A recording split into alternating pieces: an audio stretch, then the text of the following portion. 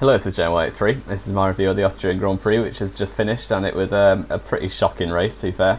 Probably one of the worst races of the season, maybe marginally better than Russia, but that's it. And yeah, so the results, Bottas won the race from pole position.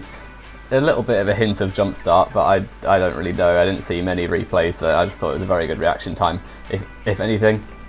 And the FIA obviously have the data, so they can see that it probably wasn't a jump start.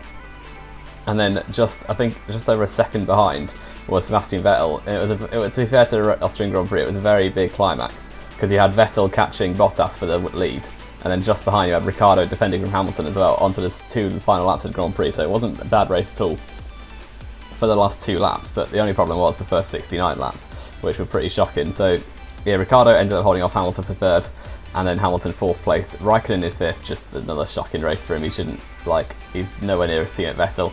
And Bottas is kind of showing his worth, like matching Hamilton quite a bit now, and Raikkonen just isn't doing the same thing with Vettel at all.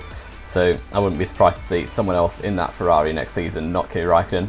And then sixth place, very quiet race, but a very good race nonetheless for Romain Grosjean in the Haas. I think that's their second best ever result after the fifth place in Australia in a debut race last season. So Grosjean sixth, decent result for them. And then the two Force Indias, seventh and eighth, come in line astern as usual at this point in the season. It always seems that Perez is just ahead of Ocon, probably because Ocon don't want to crash again.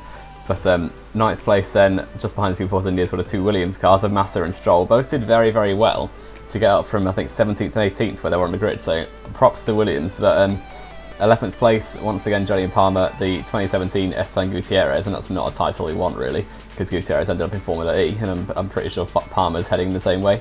So yeah, 11th place, still no points, but to be fair, he didn't do bad today. He was catching Stroll quite often and then kept getting done in by blue flags, especially with the Raikkonen incident where Raikkonen just went for a massive dive bomb for no reason up the inside of turn one and kind of cost Palmer a run at Stroll.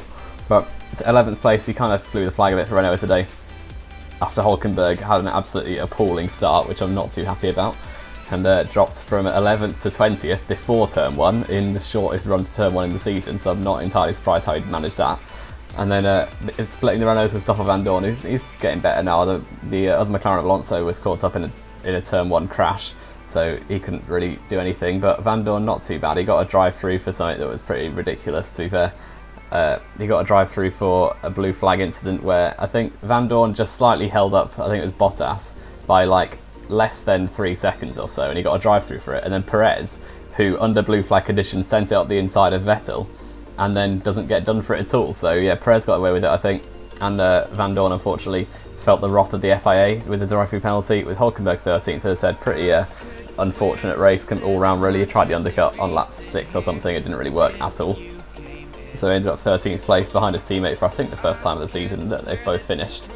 And Pascal Wehrlein and Marcus Ericsson, the two Sauers, last, almost, with Danny Kvyat, who caused the entire turn 1 cluster to go off in 16th place. I think he made about 3 or 4 stops in the end, including a drive-through penalty for the turn 1 incident. Ended up coming behind both Sauers. That's never really where you want to be.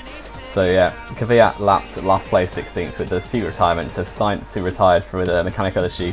He's getting very unlucky. He better not be in the Toro Rosso next season, otherwise I won't be very happy, because I quite like Carlos Sainz. He's underrated, and he should have a better chance than a Toro Rosso, definitely.